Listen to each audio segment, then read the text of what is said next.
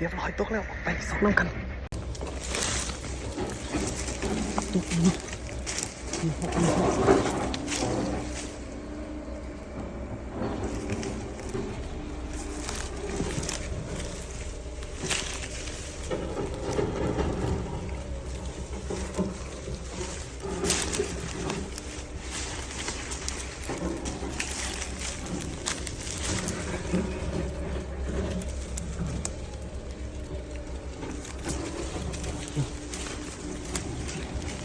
อะไร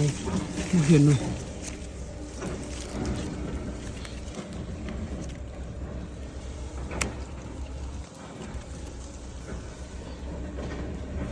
บ่เ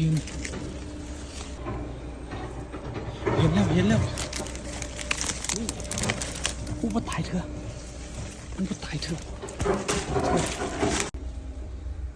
พี่น้องมันว่าตายเถอะนี่ตกมาเฮ้ย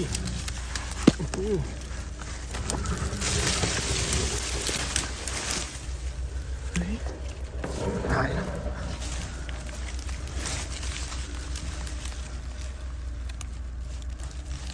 ใส่สิ่งเดียวอ่ะเรียบร้อย